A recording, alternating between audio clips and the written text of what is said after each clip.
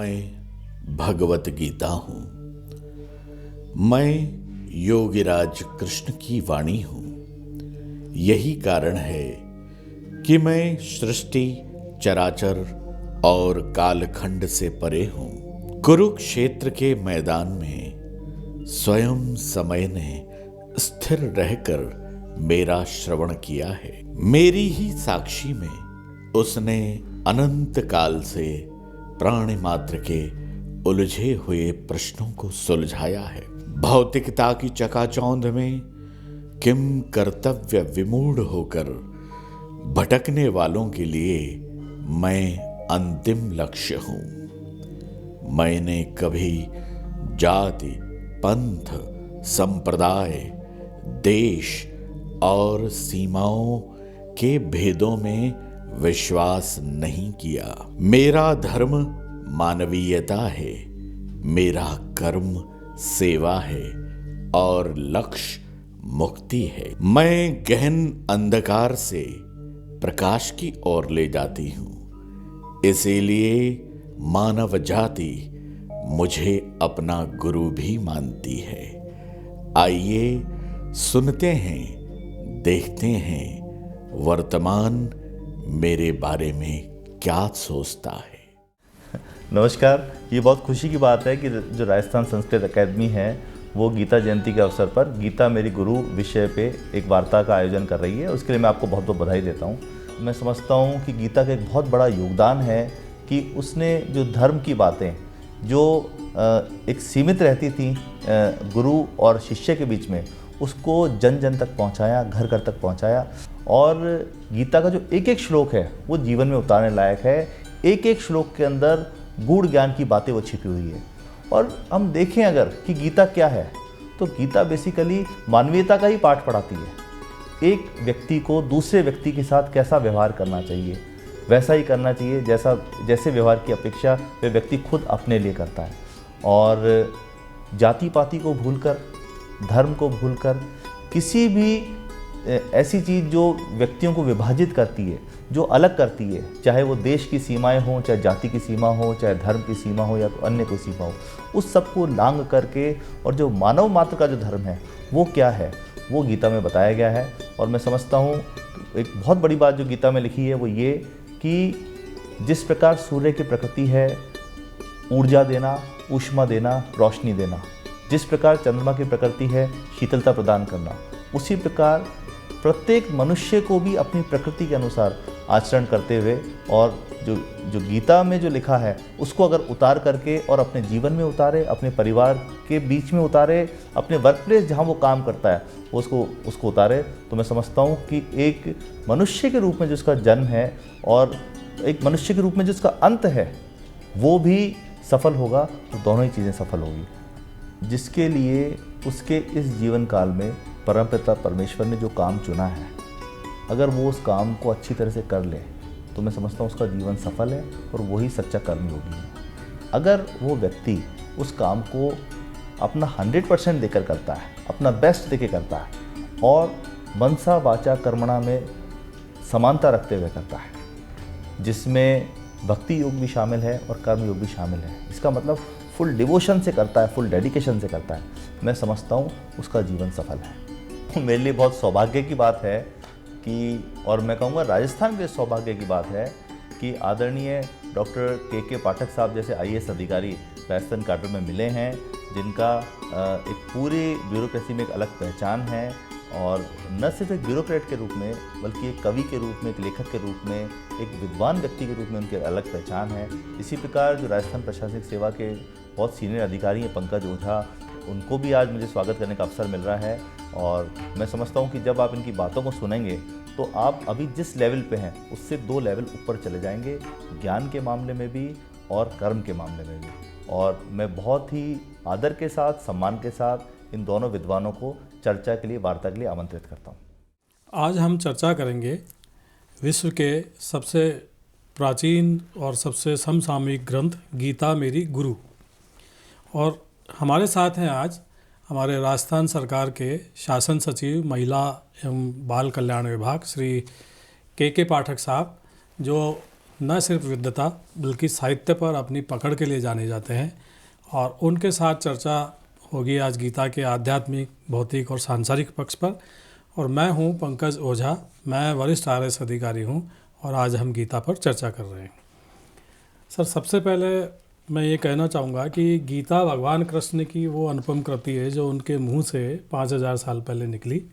आप इसमें सर बड़ी दक्षता रखते हैं और आपका इस पे आध्यात्मिक पक्ष और सांसारिक पक्ष दोनों इस बारे में आप प्रकाश डालेंगे आज।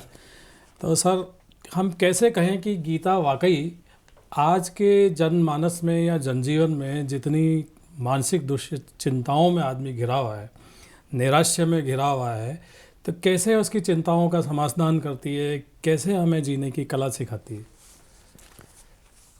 एक साथ दो बिंदु निहित हैं। आज से 5,500 साल पहले गीता कही गई, ये एक बिंदु है, और आज के जीवन में कैसे चरितार्थ होगी ये उसका एक दूसरा पक्ष निकल कर आता है। यदि धर्म की ही दृष्टि माने तो कलयुग अगर 4,32,000 साल का है, 1000 साल का, तो इसके ठीक 2 गुना द्वापर है। तो ये जो काल अवधि है धार्मिक मान्यता में थोड़ी बड़ी हो जाती है, लेकिन ऐतिहासिक रूप से जिन लोगों ने नक्षत्रों और ग्रहों पर शोध किया उन्होंने समय सीमा 5,500 साल के आसपास तय की। एक मान्यता रही कि मार्गशीर्ष के शुक्ल पक्ष की एकादशी को गीता का जो उल्लेख था वो पहली बार गीता भगवान के मुंह से उच्चरित हुई थी, वो इस तिथि को हुई थी और आज भी उसमें गीता जयंती भी मनाई जाती है। जो इतने दिन के भीतर समय बीतता है उसमें भाव भी बदल जाते हैं और भाषा तो बदल ही जाती है। युग बदला, युग के धर्म बदल गए हैं। जो युग धर्म बदलता है उस समय की परिस्थितियों में जो जटिलताएं थी, ये तो नहीं कहा जा सकता कि संघर्ष कम रहे होंगे, लेकिन उस संघर्ष के बीच में जो आज की जटिलताएं हैं वो ज़रूर कम थी। हो सकता है कि उस समय महासंहार ज़्यादा हो सकता है आज के समय में छिटपुट गृह युद्ध ज़्यादा हों। तो दोनों समय के अपने अपने अंतर हैं। गीता संभवतः पहला ऐसा ग्रंथ था जिसके भीतर जीवन के जितने भी मार्ग हो सकते हैं, आध्यात्मिक मार्ग हो सकते हैं, उन मार्गों का त्रिविध विभाजन प्रस्तुत किया गया। वे त्रिविध विभाजन बताते हैं कि दुनिया का कोई भी धर्म हो, संसार के कोई भी रास्ते हों, वो 3 ही रास्तों से होके गुजरेंगे। एक रास्ता ज्ञान का, दूसरा रास्ता कर्म का और तीसरा भक्ति का। ये 3 जो रास्ते हैं, न केवल 3 ये त्रिविध विभाजन पर, हालांकि जो 18 अध्याय देखेंगे सभी को योग कहा गया, सभी में योग का है। उनमें से इन 3 को एक मार्ग के रूप में उन्होंने प्रचलित किया। तो ये जो योग की परंपरागत परिभाषा थी वो बदल गई। न केवल ये बदली बल्कि कई चीज़ों की परंपरागत मान्यताओं में बदलाव आ गया। जब हम ज्ञान मार्ग कहते हैं तो ज्ञान मार्ग से सामान्य जो अर्थ निकलता है जनमानस में, वो निकलता है कि शास्त्र का अध्ययन करें और अनुचिंतन करते हैं, ये ज्ञान मार्ग है। ये आत्मज्ञान का मार्ग था, ध्यान साधना का मार्ग था। पहली बात तो ये। दूसरा, जो हम कर्म मार्ग कहते हैं, कर्म या मार्ग संसार के सभी धर्म अपने स्तर पर मानते रहे हैं। कर्म मार्ग में सभी लोगों का बल मुख्य रूप से धार्मिक और नैतिक कृत्यों पर रहता है। धार्मिक कृत्य में पुण्य के कृत्य कैसे हो सकते हैं, तीर्थ कैसे हो सकते हैं, इन चीज़ों पर बल होगा। और नैतिक कर्मों में ये बल कि हम सत्य, अहिंसा, शील के जो भी सिद्धांत हैं उन पर कैसे जा सकते हैं। कृष्ण की गीता में अचानक रूपांतर कर दिया गया। उन्होंने कहा कर्म के भीतर से अगर कामना जब तक नहीं निकालते वे कर्म मार्ग के हिस्से हैं ही नहीं। तो उन्होंने पहली बार कर्म मार्ग की परिभाषा बदल दी। और भक्ति मार्ग में भी प्रायः क्या होता है कि जनसामान्य में कर्मकांड घुल मिल जाता है। हम इतना जप करें, इतने तीर्थ करें, इतनी बार मंदिर जाएं। भक्ति के लिए उन्होंने परिभाषा बदल के कि सब कुछ छोड़ के केवल समर्पण ही पर्याप्त हो जाए। तो 3 तरह की मनोवृत्तियां जीवन में रहेंगी। और ऐसा नहीं होता कि तीनों 3 तरह के व्यक्ति हों। हमारे ही 3 कालखंड में 3 मनोवृत्तियां हो सकती हैं। संभव है कि प्रातः काल हो तो हम ज्ञान मार्गी दिखें। संभव है कि मध्याह्न काल चल रहा हो तो हमारे मन के भीतर कर्म मार्ग ज़्यादा प्रबल हो, और जैसे ही रात्रि ढले हमारी भक्ति भावना प्रबल हो जाए, हम उस समय आरती भी करते हैं, तब हम भक्ति योग में हो जाएंगे। हाँ, तो बहुत से ऐसे लोग जो बहिर्मुखी थे उनको कर्म मार्ग ज़्यादा रुचेगा। जो लोग अंतर्मुखी हैं उनको ज्ञान मार्ग ज़्यादा रुके। जो भक्ति मार्ग है वो दोनों का मिश्रण है। वो आत्मलीन तो हो रही है लेकिन परमात्मा के प्रति उन्मुख भी हो रही है, तो ये दोनों का मिश्रण हो रहा है। तो अलग अलग दिशा के लोगों के लिए अलग अलग रास्ते थे। चूँकि आपने स्वयं भी गीता पर गहन शोध कर रखा है, तो मैं अपनी ही बात रखने के साथ चाहूँगा कि आप भी इस पर कुछ प्रकाश डालें। आपने बिल्कुल सही कहा सर कि इसमें ज्ञान, भक्ति और कर्म तीनों पर प्रकाश डाला गया है। और ये बात भी सही है कि भक्ति का अर्थ कर्मकांड नहीं है। तभी कई जगह सर कृष्ण ये कहते हुए नज़र आते हैं कि दुरात्मा से दुरात्मा व्यक्ति भी जो मुझे सब कुछ मान लेता है तत्क्षण वो परम शांति को प्राप्त हो जाता है। इसी तरह वो ये भी कहते हैं कि जो सब कुछ छोड़ के मेरी शरण में आ जाता है उसका योग स्वयं मैं ले लेता हूँ। उसकी प्राप्ति की रक्षा का भार, और उसको जो अप्राप्त है उसको अप्राप्त जो चीज़ें हैं वो प्राप्ति का भार भी मैं लूँगा। बिल्कुल सही बात है। वो पूर्ण सरेंडरनेस की बात करते हैं।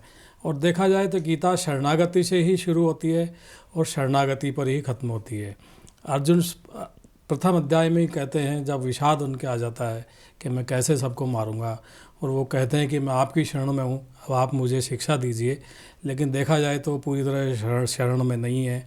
और उनके शरण में नहीं होने से हमें लाभ है कि 18 अध्याय निकलते हैं, 700 श्लोक निकलते हैं, और अंत में फिर अर्जुन फिर वही कहते हैं कि मेरा मोह नष्ट हो गया और मैं आपकी शरण में हूँ। तो ये वापस समाप्ति भी शरणागति से ही होती है। और ज्ञान और भक्ति, कर्म योग तीनों चीज़ें उनकी चर्चा में जिस अच्छे से ढंग से निकल कर आती है वो वाकई दुर्लभ और सभी के लिए स्वीकार्य है। अब मैं सर ये कहना चाहूँगा कि कृष्ण बार बार कहते हैं कि तू कर्म कर, फल की इच्छा को छोड़। कई बार उन्होंने अर्जुन को कहा, और इसी संदर्भ में 18 अध्याय हो जाते हैं। लास्ट में भी वो कहते हैं, वो 9वें अध्याय में भी कह रहे हैं 32वें श्लोक में कि तू मुझ में मन वाला हो जा, मुझे नमस्कार कर, फिर तू शांति को प्राप्त हो जाएगा। लास्ट में भी वो कहते हैं, और कर्म कर, तो युद्ध के लिए खड़ा हो जाए। युद्ध का आशय यही है शायद कि तू कर्म के लिए तैयार हो जा, जो तेरा वास्तविक कर्म है, क्षत्रिय कर्म है। तो सर ये कर्मवाद पे कैसे प्रकाश डालती है, कैसे आदमी फल की इच्छा को छोड़ सकता है, फल की इच्छा को छोड़ के कैसे वो शांति को प्राप्त होगा, अपने जीवन को अच्छा बना लेगा। आपका हम चाहेंगे कि इस पे बहुत ही विलक्षण टीका आपकी है तो हमें मिले। गीता की अनगिनत व्याख्याएं हुई हैं और उसकी परंपरा का अनुसरण करते हुए अनगिनत ग्रंथ भी लिखे गए हैं। कम से कम 49 गीताओं का उल्लेख मिल जाता है। 7 गीताएं तो वैसे भी बड़ी प्रसिद्ध रही हैं, जो भगवत गीता के समानांतर ही लोकप्रिय भी हुई हैं। उनमें भिक्षुक गीता भी है, ब्राह्मण गीता है, उद्धव गीता है, अवधूत गीता है, हंस गीता है, अष्टावक्र की महागीता वैसे भी बहुत प्रसिद्ध रही है। तो जो अपने अनुरूप जिसको जो प्रवृत्ति रुचती थी, उन्होंने उस प्रवृत्ति के अनुरूप गीता की व्याख्या की। सबसे प्रारंभिक जो व्याख्या है वो शंकराचार्य की, जो मुख्य रूप से उन्होंने ज्ञान मार्ग पर बल दिया। जो दूसरा क्रम आता है जो भक्ति मार्गियों की, क्योंकि रामानुज, जो मध्वाचार्य हैं, वल्लभाचार्य हैं, इन सारे लोगों ने भक्ति मार्गीय व्याख्या की। और बाद में जितने आधुनिक विचारक हैं, चाहे वो लोकमान्य तिलक हों, महात्मा गांधी हों, विनोबा भावे हों या अन्य लोग हों, उन्होंने कर्म मार्ग पर विशेष बल दिया, क्योंकि नया युग था, नए युग में उस पर बल देने की बात है। तो भारतीय धर्म और दर्शन के लिए एक बड़ा रोचक शब्द का प्रयोग किया है मैक्स मुलर ने। उन्होंने हीनोथेइज्म शब्द का प्रयोग किया है। वो कहते हैं कि हिंदू धर्म में जब भी किसी देवता की उपासना की जाती है, हम आरती करते हैं, किसी खास पर्व पर उनका पर्व मनाते हैं, तब हम उन्हीं को सर्वश्रेष्ठ मान लेते हैं। एक समय में एक देवता ही सर्वश्रेष्ठ है। जब शिवरात्रि आती है तो शिव सबसे महान है, जब एकादशी आती है तो विष्णु सबसे महान है, जब नवरात्र आती है तो दुर्गा सबसे महान है। तो ऐसे ही जब भगवान कृष्ण बात करते हैं, तो जब वो ज्ञान मार्ग की बात करते हैं तो लगेगा कि ज्ञान ही सर्वश्रेष्ठ है। जब वे कर्म मार्ग की बात करते हैं तो लगेगा कि कर्म ही सर्वश्रेष्ठ है। और जब भक्ति की बात करते हैं, क्योंकि आखिरी जो 6 अध्याय हैं वो भक्ति मार्ग ज़्यादा प्रधान है, तो उन जगहों पर लगेगा कि भक्ति ही सर्व प्रमुख है। चूँकि तीनों मार्गों का उद्देश्य एक ही है और गंतव्य एक ही होता है, तो जो चाहे जिस रास्ते से जाए उसी रास्ते के लिए वो अनुकूल है। प्रश्न ये उठता है कि जिस कर्म मार्ग की बात करते हैं, कर्म मार्ग में हमेशा निष्काम होने के पीछे, जब भी हम निष्काम होने की बात करते हैं, ये संकट शुरू करता है। क्योंकि जो 4 सूत्र हैं, कर्मण्येवाधिकारस्ते मा फलेषु कदाचन, ये कर्म तक तुम्हारा अधिकार है। पहला जो शब्द आता है कि हमारा अधिकार उससे बाहर नहीं जाता। फल पर माँ फलेषु कदाचन, फल पर हमारा अधिकार नहीं है। माँ कर्म फल हेतुर्भो, कभी तुम ऐसा भी मत हो कि फल के हेतु बनो। और माते संगो अस्तु कर्मणि, और ऐसा भी ना हो जाए कि तुम कर्म से विरत ही हो जाओ। कि इन 4 सूत्रों में जो बात छिपी हुई है, अधिकांश लोग जब प्रश्न उठाते हैं, प्रश्न का तात्पर्य ये होता है कि भाई फल से ही विरत हो गए तो हमारे पास अब इच्छा ही कैसे होगी, हम कैसे कर्म करेंगे। लेकिन अक्सर ये होता है कि हम फल को जब सामने रख लेते हैं, जैसे ही फल को सामने रखा, अनजाने में आप कर्म से कहीं ध्यान भटक जाता है और कर्म से बंध भी जाते हैं, बंध भी गए। अब उसके भीतर कामनाएं न केवल आपको कर्म से कई बार विचलित करती हैं, बल्कि उसके भीतर विषदंत भी लाती हैं। कोई ऐसा कर्म नहीं हो सकता जो सर्वदा सफलता की गारंटी लेता हूँ, सुनिश्चित नहीं कर सकता। तो जरा सा भी विफल हुए, आहत होंगे। तो जैसे ही हम थोड़ा निष्काम होते हैं, अगर कहते हैं कि ये जरा विषदंत कम हो जाए, तो कर्म अपने आप में बंधन मुक्त करने लगता है। तो आज जीवन जो कि निरंतर तनावों से गुजर रहा है, लोग अलग अलग दिशाओं में चरण और शरण तलाश रहे हैं। गीता के ये कुछ सूक्त अपने आप में बेहतर मार्गदर्शन करने में समर्थ। मैं विशेष रूप से, क्योंकि आपका गीता पर गहन शोध है, कर्म मार्ग के संबंध में जो आपकी दृष्टि रही है, जो आपने शोध किया है, उस पर कुछ प्रकाश डालें। कर्मवाद के साथ गीता में समता पर बड़ी बात की गई है। इसके दूसरे अध्याय के 47वें श्लोक से 50वें श्लोक तक ये बात की गई है। समत्व योग उच्चते, आदमी समता में रहे। ये इतनी महत्वपूर्ण संदेश है भगवान कृष्ण का है आज के नैराश्य, चिंता, दुश्चिंताओं में, डिप्रेशन में डूबे हुए मनुष्य के लिए, कि जय पराजय, लाभ हानि, यश अपयश, कैसी भी स्थिति हो, वो कहते हैं कि हे अर्जुन, तू सम रहे, समता में रहे। साथ में वो ये कहते हैं कि कर्मों में सिद्धि के लिए सम या विषम परिस्थिति में तू सम होकर के अपना कार्य कर। साथ में वो ये भी कहते हैं अगले अध्यायों में कि कर्मों की सिद्धि के द्वारा कर्मों का पूजन करके भी तू मुझे प्राप्त कर सकता है। तो कर्मवाद को यहाँ वो इतनी गहनता से स्थापित करते हैं और समता की बात करते हैं। और अगर आज की तारीख में अगर कोई भी इंसान समता को अपना लेता है, किसी भी स्थिति में उसको स्वीकार करता है और फलों की इच्छा छोड़ करके अपना कर्म करता है, तो सारी दुश्चिंताओं से न सिर्फ पार पा जाएगा, बाकी अनंत खुशी और अनंत आनंद का अनुभव करेगा, जिसकी बात गीता करती है। अब इसमें सर हम आगे बात करेंगे कि गीता में कई तरह के कर्मों की बात की गई है। कर्म, अकर्म, विकर्म, आत्मा, परमात्मा, विभिन्न प्रकार के संवादों की बात की गई है।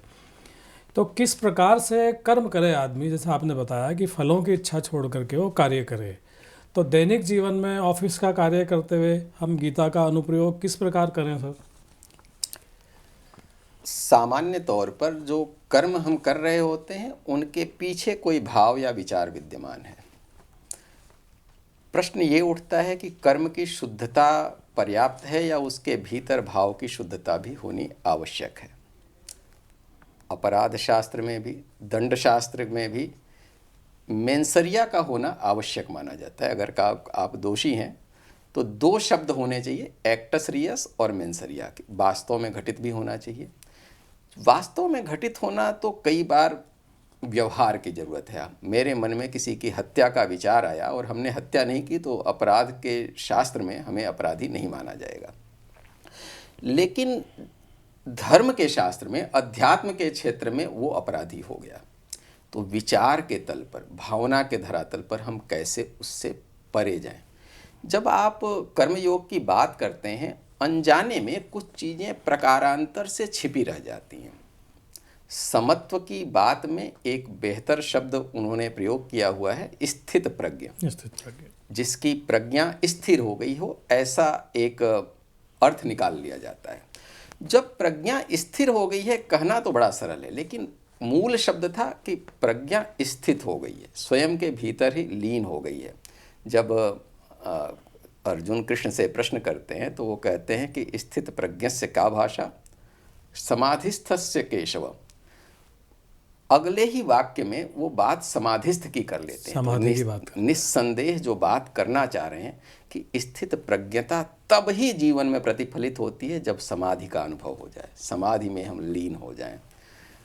हम जिस रूप में अपनी कामनाओं को तो त्याग करें ही, लेकिन अपने प्रजहाति यदा कामान, अपने कामनाओं को जीत तो लें, लेकिन साथ में आत्मनि तुष्ट, अपने भीतर तुष्ट होना भी जान लें। अपने भीतर तुष्ट होना बड़ा कठिन है, लीन होना बड़ा कठिन है। तो जब हम किसी भी कर्म को ऐसे ढंग से कर लें जहाँ पर स्वानुभूति निकल कर आ जाए, अपने भीतर की ऐसी अनुभूति, नहीं तो सारी चीज़ें शब्द रह जाती हैं। ये गीता, ये वेद, ये शास्त्र, ये सारे शब्द रह जाते हैं जब तक हम अपने भीतर के आत्म तत्व को नहीं जान पाते, जब तक परमात्मा का कहीं भीतर से भावबोध नहीं विकसित हो पाता। ये सारे शब्द धरे के धरे रह जाते हैं।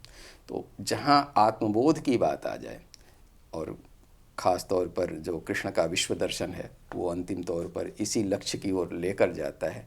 तो जब भी हम किसी योग की बात करें, चाहे हम भक्ति योग की, कर्म योग की या ज्ञान योग की, हमेशा इस बात पर बल रहे कि सचमुच हमारा उसका आत्म साक्षात्कार हुआ या केवल हमारे पास शब्द भर थे।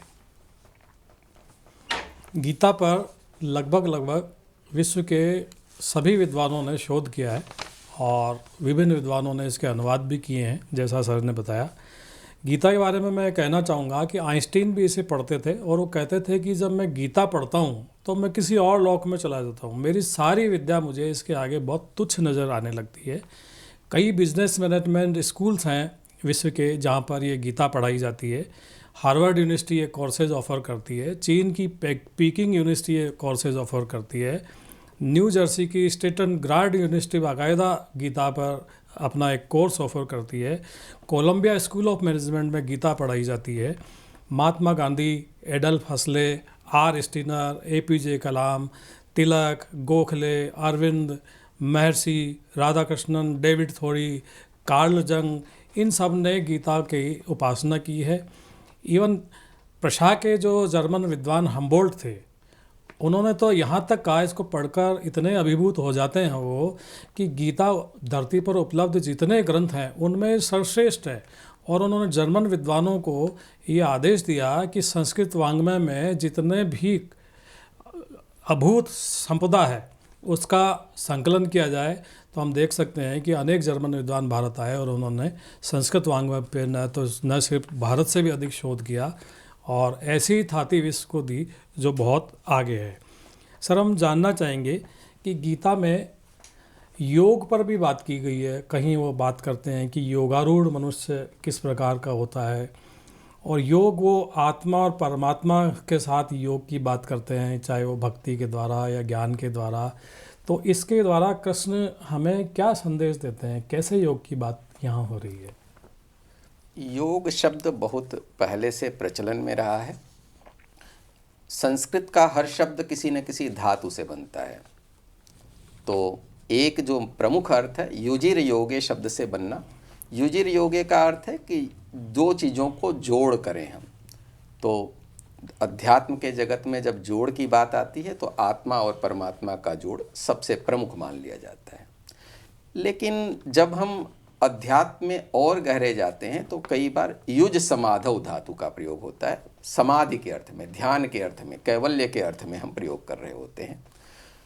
गीता का जो योग शब्द है वो एक तीसरे अर्थ में भी चरितार्थ होता है, वो है मार्ग के अर्थ में। और जिस मार्ग की हम बात कर रहे होते हैं वो केवल योग दर्शन तक सीमित नहीं है। जब वो कह रहे होते हैं सांख्य योगौ पृथक बाला प्रवदन्ति न पंडिता, तो वहाँ सांख्य किसी सांख्य दर्शन के अर्थ में नहीं है, योग किसी योग सूत्र के योग दर्शन के अर्थ में नहीं है। वहाँ स्पष्ट अर्थ है कि सांख्य वे लोग जो कि शुद्ध रूप से ज्ञान मार्गी हैं और योग मूलतः कर्म मार्गी हैं, जो प्रवृत्ति मार्गी हैं। हमारे यहाँ दर्शन में बहुत पहले से वेदों को प्रवृत्ति मार्गी माना जाता रहा है, उपनिषदों को निवृत्ति मार्गी माना जाता रहा है। जब हम गीता की प्रशंसा में बहुत सारी सूक्तियाँ पढ़ते हैं तो प्रायः यह कहा जाता है कि उपनिषदें गाय हैं और जो गीता है उसी का दुग्धामृत है। जब ये बात कही गई होगी तो कुछ उसका निहितार्थ रहा होगा कि ये मूल रूप से निवृत्ति मार्गी ज़्यादा है, प्रवृत्ति मार्गी कम है। लेकिन जितनी दूर तक कर्म मार्ग है, प्रवृत्ति मार्ग भी सामने दिख रहा है। गीता की जो प्रवृत्ति मार्ग है और जो निवृत्ति मार्ग है, उसमें एक छोटी सी चीज़ में से भी बड़ा सा फर्क पड़ेगा। हमारे दर्शन में ये जान के लोगों को आश्चर्य होगा कि ईश्वर का समर्थन करने वाले दर्शन बहुत कम हैं। मूल रूप से जो केवल नैयायिक दार्शनिक थे जिन्होंने और वैष्णव वेदांती जिन्होंने ईश्वर का पूरी तरह से समर्थन किया, अन्यथा अधिकांश दर्शन या तो मौन है या समर्थन नहीं करते। तो फिर प्रश्न उठता है कि आखिर इन शब्दों का अर्थ क्या रहा होगा, और उन शब्दों से कुछ चीज़ें और निकल कर आती हैं। हम ईश्वर के लिए जो शब्द का प्रयोग करते हैं मूल रूप से ईशावास्य उपनिषद से निकल के आया, ईशावास्यमिदं सर्वम यत्किंच जगत्याम जगत कह के आते हैं। वहाँ पर मूल अर्थ ये था कि जिसमें ऐश्वर्य हो, षडैश्वर्य की बात कर, जिन षडैश्वर्यों की बात करते हैं उसमें धर्म ज्ञान वैराग्य जैसी भी चीज़ें हैं, श्री और कीर्ति वाली चीज़ें, पराक्रम वाली भी, वीर्य वाली भी चीज़ें, जो एकदम प्रवृत्ति मार्गी भी चीज़ें हैं। लेकिन जब भगवान शब्द का प्रयोग किया जाता है तो भगवान शब्द, अगर हम ये माने कि भगवान शब्द का प्रथम प्रयोग करने वाली गीता है, तो जिस अर्थ में बौद्ध दर्शन में या जैन दर्शन में भगवान शब्द का प्रयोग होता है, भगवान बुद्ध कहते हैं, भगवान महावीर कह रहे होते हैं, तो अर्थ बदल जाते हैं। भगवान का वहाँ तात्पर्य है जिसने सब चीज़ें भंग कर दी, जो वो मूल रूप से पाली और प्राकृत भाषा का शब्द है। माना जाता है कि हिंदू परंपरा में सबसे पहले भगवान शब्द का प्रयोग कलिसंतरण उपनिषद में हुआ और वहाँ से ही एक रूपांतरण हुआ। गीता की भी कुछ प्राचीन प्रतियां हैं जिनके भीतर 18 अध्यायों में विभाजन नहीं है और वहाँ पर श्री भगवान उवाचा आता भी नहीं है, लेकिन श्रीमद् भगवद गीता तो थी ही। तो जो पाणिनि की व्याख्या थी उसके भीतर भो भगो अघोष अशी कह के जो सूत्र रचा गया, उसके भीतर उन्होंने केवल आदर सूचक अर्थ में भगवत शब्द का प्रयोग किया हुआ था। तो ये केवल इतनी बातें इसलिए की जा रही हैं कि भगवत्ता प्रत्येक व्यक्ति की एक संभावना भी है। तो दो अर्थ निकलेंगे, एक भगवत्ता का वो अर्थ जिसके भीतर हम कहें कि परमात्मा रूप है, जब हम कृष्ण को परमात्मा रूप में देखते हैं, और एक भगवत्ता की संभावना जो प्रत्येक व्यक्ति के भीतर निहित है, जो सभी चीज़ों को भंग कर दे, एक ऐसी संभावना। और ऐसा ही अर्थ योग सूत्र के भीतर भी है। जब हम कहते हैं क्लेश कर्म विपाका शरीर अपरामृष्टो पुरुष विशेषो ईश्वर, कि पुरुष विशेष ही ईश्वर है, और वो जब भी क्लेश कर्म से मुक्त हो जाए, क्लेश से मुक्त हो जाए, उनके बंधनों से मुक्त हो जाए, अपने आप वो उस ईश्वरत्व को प्राप्त कर लेता है। तो प्रत्येक व्यक्ति के भीतर भी ऐसी संभावना विकसित हो जाए तो वो योग चरितार्थ हो जाता है। तो इस अर्थ में भी हमें गीता को देखना चाहिए। अब आप इसमें कुछ प्रकाश डालना चाहें। सर, आपने बिल्कुल सही बताया कि ईश्वर व्यक्ति के मन में किस तरह से प्रकट हो जाए। यही गीता कहती है कि ज्ञान के द्वारा ईश्वर प्रकट हो सकता है। ज्ञान से जब सभी प्रश्नों का समाधान हो जाता है तो वो तत्काल परम शांति को प्राप्त हो जाता है, ईश्वर तत्व को उपलब्ध हो जाता है, परमात्म तत्व को उपलब्ध हो जाता है। जब उसकी भक्ति पराकाष्ठा पर पहुंचती है तो सभी मनुष्यों में परमात्मा को देखता है, स्वयं में सभी मनुष्यों को देखता है, जैसा वो भगवान कहते हैं। इसी तरह यदि कर्म में उसकी आस्था होगी और कर्म में वो शिखर पा लेता है तो कर्मों के सिद्धि के द्वारा भी वो पूजन करके ईश्वर तत्व को प्राप्त करता है। ये बिल्कुल ज्ञान, भक्ति और कर्म का, सर, आपने इतना सुंदर संगम और इतने कम शब्दों में व्याख्या करके निचोड़ किया है जो बड़े काम की सभी के लिए होगी। साथ में मैं इसमें ये और जोड़ना चाहूँगा कि गीता की अनेक भाषाओं में अनुवाद हुए हैं। पहला अनुवाद उर्दू का मेहरुल्लाह साहब ने किया है और अरबी अनुवाद फ़िलिस्तीन के अल फतेह कमांडो साहब ने किया। इंग्लिश अनुवाद तत्कालीन गवर्नर जनरल भारत के तो प्रभावित थे तो उन्होंने चार्ल्स विल्किंस को कहा। हिब्रू में फना साहब ने किया, रूसी में नोविकोव साहब ने किया, और मज़े की बात है कि सभी ने बाद में हिंदू धर्म अपना लिया। 283 विद्वानों ने अब तक गीता का अनुवाद किया है। 58 बंगाली हैं, 44 अंग्रेज़ी के लोग हैं, 12 जर्मन हैं, 4 रूसी हैं, 4 फ्रेंच हैं, 13 स्पेनिश विद्वान हैं, 4 अरबी हैं, 3 उर्दू के लोग हैं। और सबसे बड़ी बात है कि सभी से इतना प्रभावित हुए कि सभी ने इस धर्म को ही अपना लिया। तो गीता इस प्रकार से देखा जाए तो संपूर्ण विश्व में अपना एक बड़ा व्यापक आधार रखती है और इसने विश्व के सभी वैज्ञानिकों, विद्वानों को किसी न किसी रूप से प्रभावित किया, उन्होंने लोगों को अपनाया। साथ ही गीता में जो सबसे बड़ी बात आई है जिसने हमारे जनमानस को बड़ा चमत्कृत किया है कि गीता में भगवान कृष्ण के विराट रूप का भी स्वरूप दिखाया गया है। तो सर हम इस पर चर्चा करना चाहेंगे कि विराट रूप, हालांकि भगवान राम ने भी कौशल्या को दिखाया, कृष्ण जी ने भी यशोदा को दिखाया, लेकिन जब गीता में विराट रूप की बात आती है तो बिल्कुल अलग हो जाता है। भगवान अपनी पहले विभूतियों का वर्णन करते हैं 10वें अध्याय में, फिर 11वें अध्याय में वो पूरे विराट रूप को बताते हैं। तो इसके पीछे क्या कारण है और किस तरह का सर ये विराट रूप है? प्रत्येक श्लोक, प्रत्येक ग्रंथ के एक शाब्दिक अर्थ में हम व्याख्या ले सकते हैं, दूसरा उसकी प्रतीकात्मक रूप में व्याख्या ले सकते हैं। आपके प्रश्न के दो सिरे थे। एक कि जीवन में अवसाद जहाँ पर है, गीता वहाँ से प्रस्थान करती है और लगभग समापन वहाँ पर होता है जहाँ विराट का दर्शन होता है।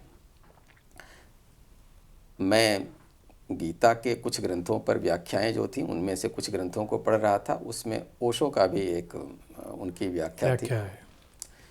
अर्जुन के विषाद योग पर उन्होंने बड़ा सटीक कहा है कि जीवन में कई बार दो ही विकल्प मिल पाते हैं। पहला विकल्प कि आप या तो आत्मघात कर लें या फिर आत्म रूपांतरण कर लें। अर्जुन विषाद योग का ये बड़ी सटीक ढंग से की गई व्याख्या है। अगर हम अर्जुन की मन स्थिति को देखें तो वो लगभग आत्मघात के लिए तैयार है, सब कुछ समर्पण करके छोड़ देने को तैयार है। क्षत्रिय के लिए वो आत्मघात के बराबर है।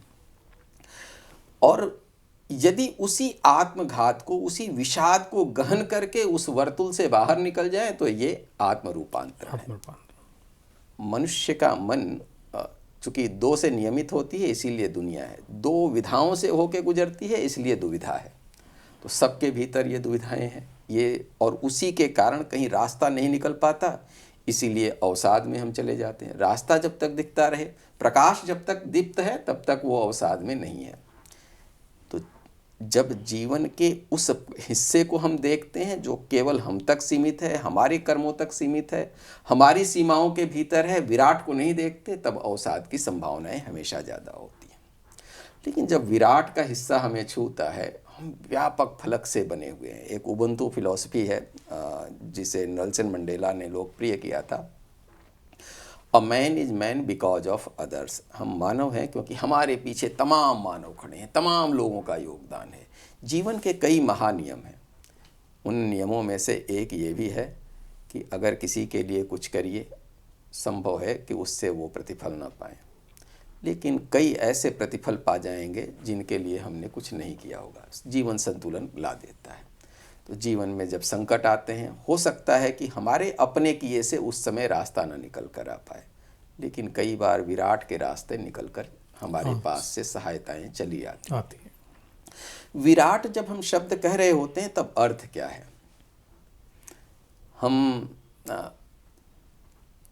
गिनती में कई बार भगवान के सहस्त्र नाम बोलते हैं। सहस्त्र जो कहता है वो लक्ष्य तक जा सकता है, कोटि तक जा सकता है, अरब खरब शंख महाशंख जहाँ तक गिनती जाए जा सकती है। तात्पर्य केवल इतना है कि जितने भी नाम हैं वो सारे ईश्वर के नाम बन जाते हैं। यही अर्थ विराट में भी चरितार्थ होता है। उस विराट में कि जैसे ही हम प्रत्येक कण में, प्रत्येक हिस्से में अगर हम भगवान को देखने लगते हैं, अपने आप वो विराट तत्व सामने प्रकट होने लगता है। तो जो विराट रूप का दर्शन भगवान श्री राम ने किया, जिस विराट रूप का दर्शन दुर्योधन ने जंजीर बढ़ाते समय किया, जिस विराट रूप का दर्शन अर्जुन ने किया, कौशल्या उस विराट को देखकर भी सीमा में अपने लौट आती हैं। जो दुर्योधन है वो देखकर भी अपनी क्षुद्रता में बंधा रहता है। लेकिन अर्जुन उस रास्ते पर जहाँ पर कि एक विराट की ओर चला जा सकता है, उस ओर बढ़ जाता है। तो विराट रूप दर्शन की संभावना को अगर हम अपने स्तर पर देखें तो बस इतनी सी है कि इस अणु में जो चीज़ें देख रहे हैं वही ब्रह्मांड में देखने लगें, और प्रत्येक ब्रह्मांड के कण कण में वही परमात्मा दिखाई देने लगे। हमने कृष्ण के उस विराट रूप का दर्शन कर लिया तो हमारे जीवन में गीता की सार्थकता उतर आई है। एक प्रश्न साथ में जुड़ता है। जब भी कर्म योग की बात की जाती है, प्रायः एक पक्ष पर बल दिया जाता है कि हम निष्काम हो जाएं, फल की इच्छा न करें, फल के हेतु न बने। लेकिन दूसरा पक्ष जो कि आज के युग के लिए और तब के युग के लिए दोनों समय में उतना ही महत्वपूर्ण था, लोकहित। लोकहित में कर्म करना सार्थक कितना है और गीता इसमें किस रूप में अपनी बात को रखती है? देखा जाए तो गीता का प्रारंभ ही लोक कल्याण से है। जब अर्जुन शरणागति में आ जाते हैं तो कृष्ण उसे कहते हैं कि तू युद्ध कर, और वो निराशा में डूब करके कहते हैं कि मैं नहीं कर सकता। तब वो लोक कल्याण, लोक हित के लिए ही कहते हैं कि तू अगर ये समझता है कि तेरे मारे बगैर भी ये ज़िंदा रहेंगे तो ये गलत है। तुम्हारे मारे बिना भी ये ज़िंदा हैं और इनका मरना इसलिए ज़रूरी है कि इसमें लोक कल्याण है। और तुम्हारा धर्म है कि जिस कार्य के लिए तुम्हारा कोई नियोजित किया गया है, जो तुम्हारा कार्य है, अगर वो नहीं करते हो तो तुम पाप के भागी होगे। न सिर्फ पाप के भागी होगे, कायरता को प्राप्त होगे।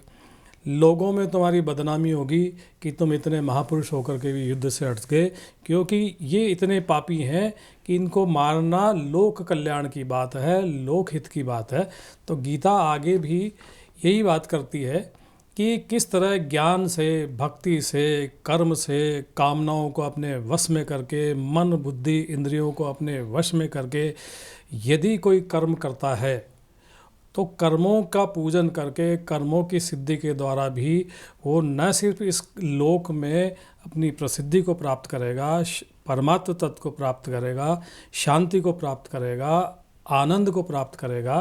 तो गीता की मूल बात को अगर देखें तो ये लोक कल्याण से शुरू होकर के और लास्ट में नीति शब्द पर आती है कि नीति भी यही है कि जो लोक कल्याण के कार्य है, जो हमारा कर्तव्य है, हम फल की इच्छा के बगैर करें। इससे हम अवसाद से भी दूर रहते हैं और इसके साथ साथ हम अपने परमात्मा के साथ साथ हमारा योग भी होता है। हम मरने के पश्चात परलोक में भी हमारी सदगति होती है। देखा जाए तो गीता सृष्टि उत्पत्ति, जीव विकास क्रम, हिंदू संदेशवाहक क्रम, मानव उत्पत्ति, योग, धर्म कर्म, ईश्वर, भगवान, विभिन्न देवी देवताओं की शक्तियाँ, उनसे पूरी होने वाली मांगें, उपासना, यम, नियम, राजनीति, युद्ध, कर्म, मोक्ष, अंतरिक्ष, आकाश, धरती, संस्कार, वंश, कुल, नीति, अर्थ, कर्म सिद्धांत, त्रिगुण जो हमारे सतोगुण, रजोगुण, तमोगुण हैं, जिनको लेकर के गीता चलती है,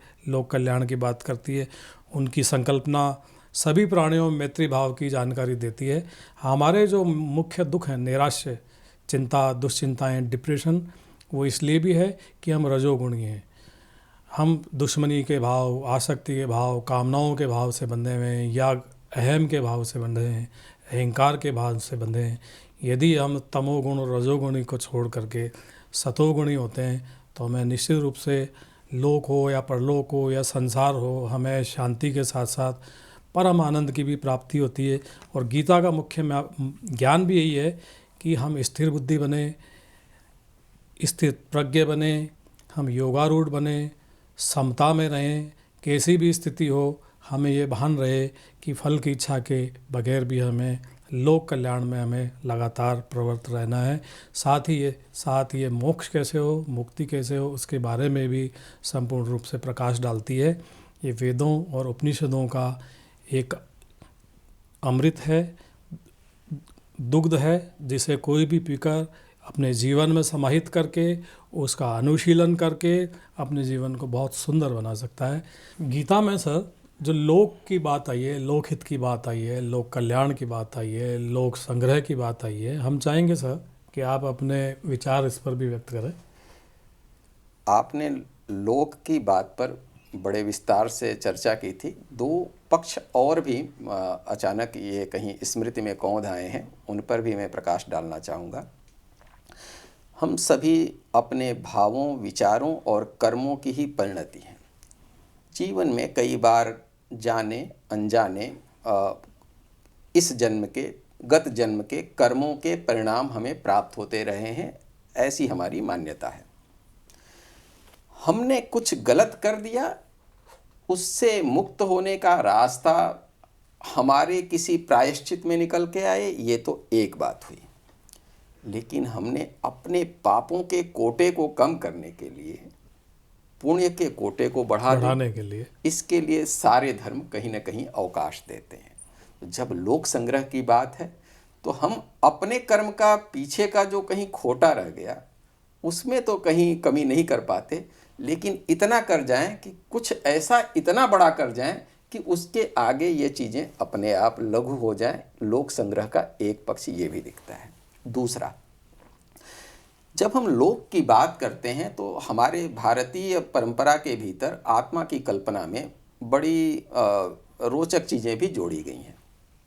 हमारे यहाँ शरीर के भीतर शरीर की कल्पना है। जिस शरीर में हम लोग हैं वो स्थूल शरीर है, इसके पीछे जाएं तो सूक्ष्म शरीर है, और उसके पीछे जाएं तो कारण शरीर है। ये तीनों शरीर तीन लोकों से जुड़े हुए हैं। जब हम गायत्री मंत्र पढ़ रहे होते हैं तो कम ही लोगों को ध्यान जाता है कि ये मंत्र इतना लोकप्रिय क्यों हो गया। उसके भीतर तीन लोक हैं जिन्हें तीन व्याहृतियों की तरह देखा जाता है: भूलोक, भुवहलोक और स्वरलोक। भूलोक में स्थूल शरीर है जहाँ हम बैठे हुए हैं। जो स्वरलोक है वो कारण शरीर का है, जिससे स्वर्ग शब्द बना है, जो हमारे उच्चतर अवस्था की शारीरिक अवस्था हो गई। लेकिन उसके बीच में एक भुवह लोक भी है। जो हम सूक्ष्म शरीर में हैं तब तक हम भुवह लोक में हैं। ज़्यादातर प्रेतात्म विद्याएं इसी के भीतर कार्य कर रही होती हैं। भुवह लोक के अपने नियम हैं। अपने जो प्रेत शब्द है वो प्रीति यहाँ से जुड़ी रह गई, इसलिए प्रेत शब्द का प्रयोग करते हैं। बीत गई चीज़ें इसलिए भूत शब्द का प्रयोग करते हैं। तो लोक संग्रह का एक अर्थ ये भी ले सकते हैं कि जब हम जिस लोक की बात करें, जब हम इस संसार की बात कर रहे हैं, तब मुख्य रूप से हम कर्म मार्ग की बात कर रहे हैं। जैसे ही हम सूक्ष्म शरीर की भुवह लोक की बात कर रहे हैं, कहीं ना कहीं ज्ञान लोक की ओर जा रहे हैं, आत्मा की बात। लेकिन जब विराट से जुड़ रहे हैं, परमात्मा की बात कर रहे हैं, तो तब हम कहीं कारण शरीर में हम स्वरलोक की बात तक पहुंच जा रहे हैं। ये व्याख्या का एक दूसरा हिस्सा है। तो हमारा एक लोक संग्रह ऐसा भी होना चाहिए कि तीनों लोकों का साधन बन जाए, वो बेहतर करने का साधन बन जाए, क्योंकि तीनों चीज़ें एक दूसरे से जुड़ी हैं। तो आज की वार्ता के लिए सर आप पधारे और आपने इतना अमूल्य समय दिया, और आपके इस विद्वतापूर्ण चर्चा से मैं समझता हूँ कि सभी लोग बड़े लाभान्वित होंगे। हम आपका हार्दिक आभार व्यक्त करते हैं सर, बहुत बहुत धन्यवाद व्यक्त करते हैं, बहुत बहुत आभार। नमस्कार।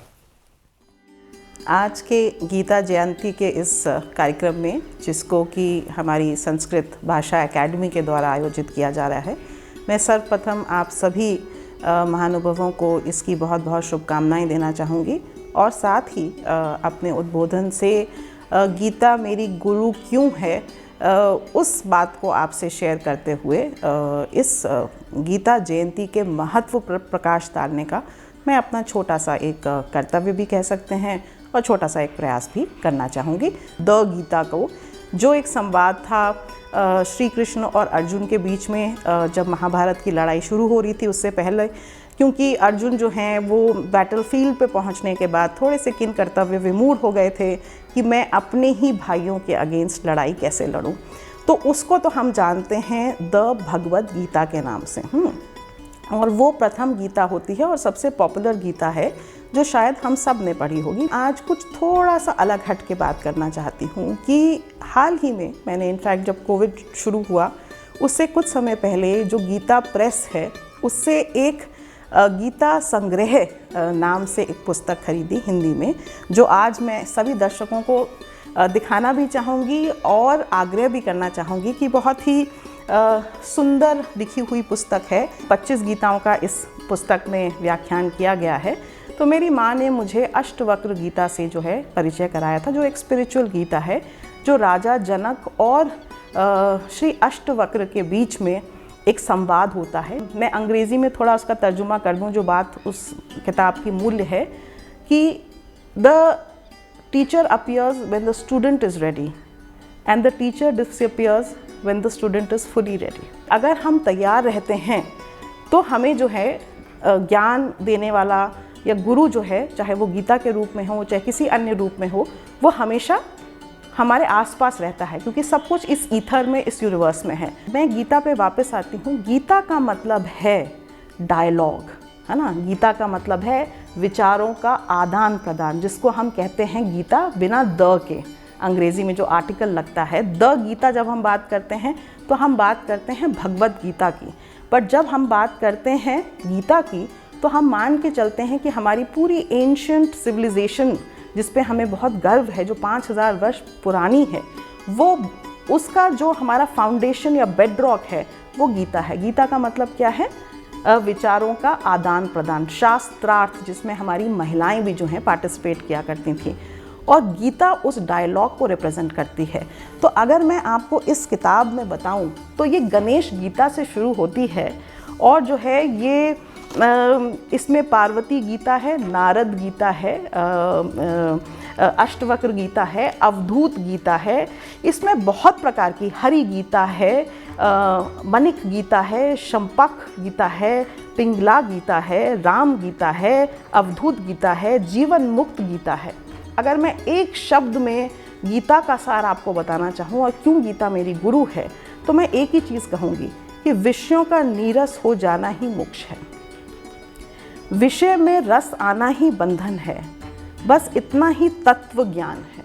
जब इतना जीवन सीमलेस हो जाए, और इसका अगर मैं आपको एक प्रैक्टिकल सा उदाहरण दूं, तो हम रोज़ सांस अंदर और बाहर करते हैं, और वो इतनी सीमलेस हो चुकी है हमारी जीवन में कि हमें अपने दिनचर्या के अन्य काम करते हुए कभी भी याद नहीं आता कि हम सांस ले रहे हैं या छोड़ रहे हैं, है ना।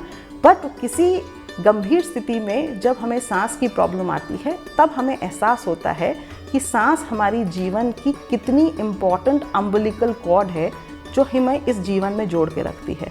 तो मुझे लगता है कि मैंने ये दृष्टांत जो है, या ये अंडरस्टैंडिंग जीवन के प्रति जो है, वो इस गीता को पढ़ने से प्राप्त करी है।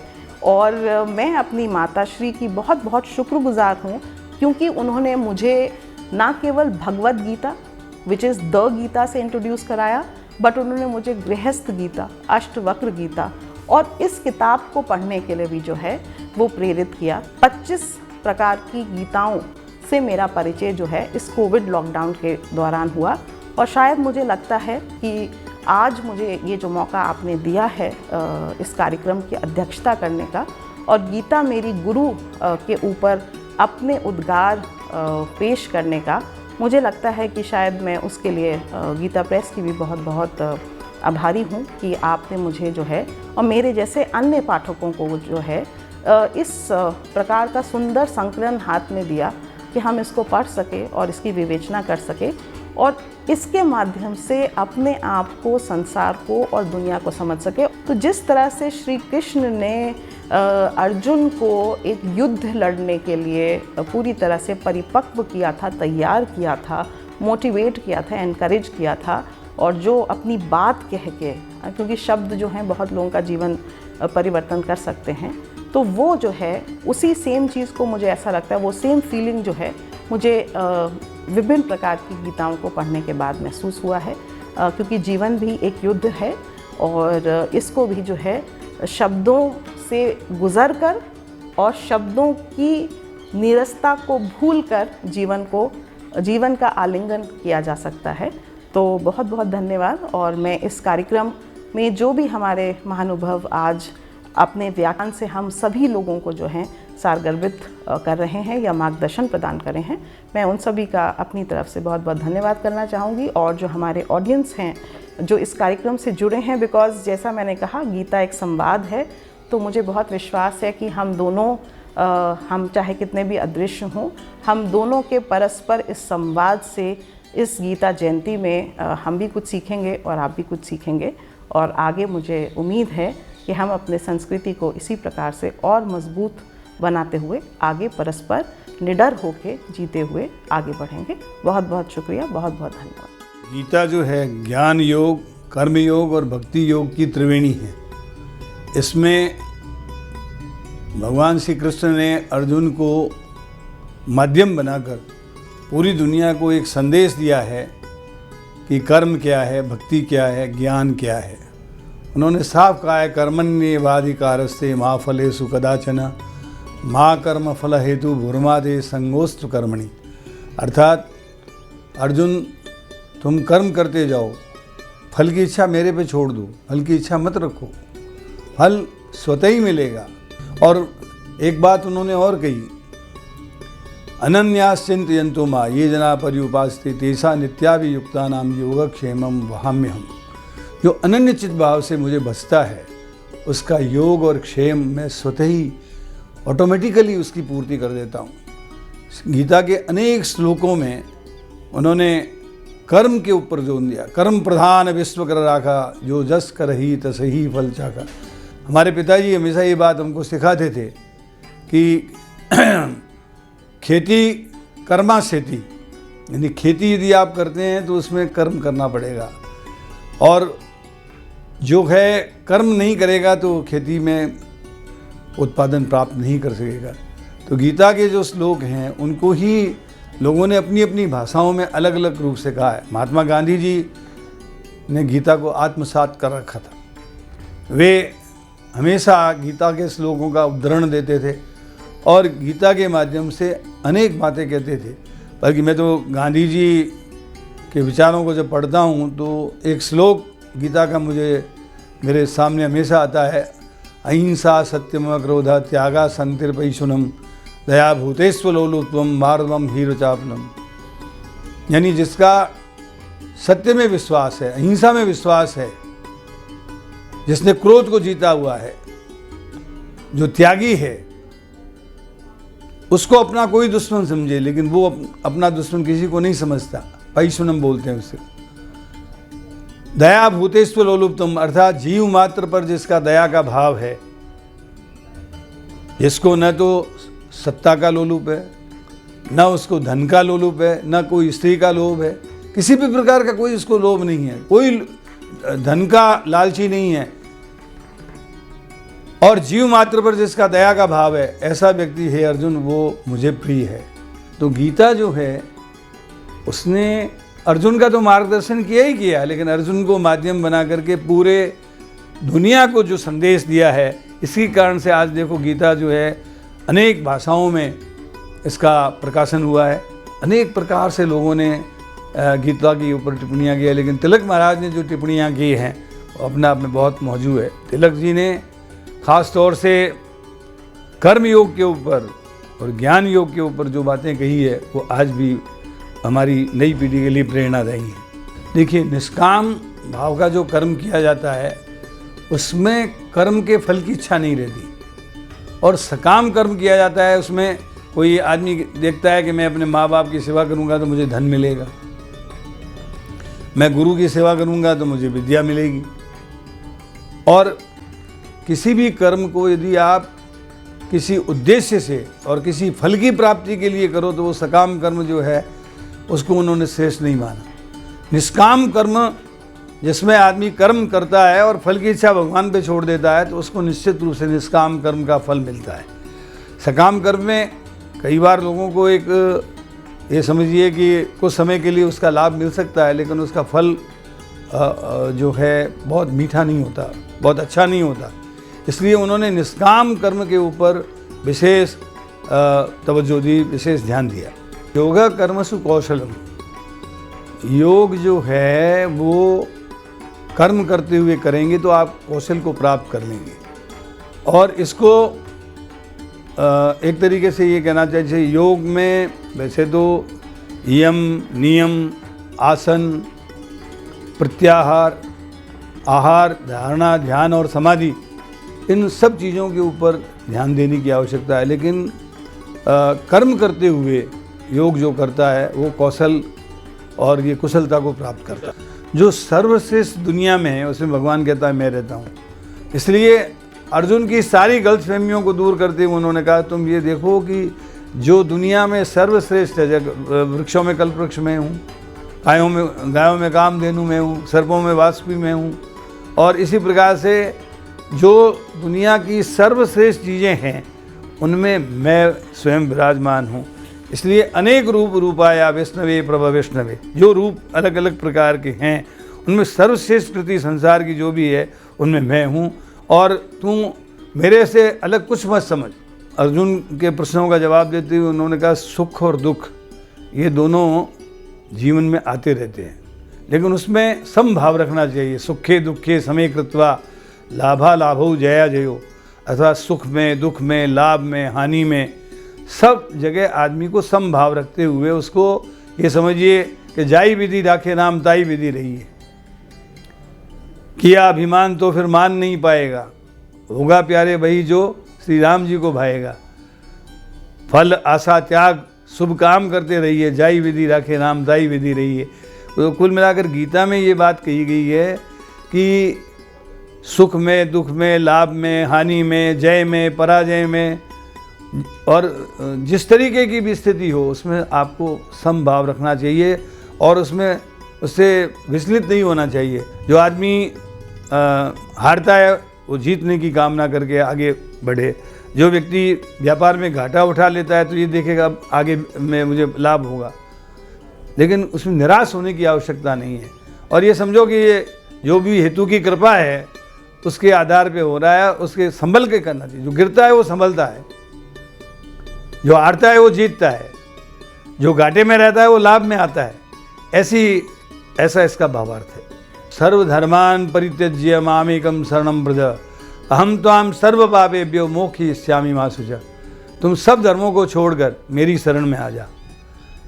गीता जो है वो निश्चित रूप से, इसको यदि आप देखो तो ये कोई किसी संप्रदाय, किसी व्यक्ति विशेष या किसी देश विशेष के लिए नहीं लिखी गई है। ये पूरे संसार को भगवान कृष्ण का संदेश है। इसलिए इसका ज्ञान योग, कर्म योग और भक्ति योग इसको सीखना चाहिए।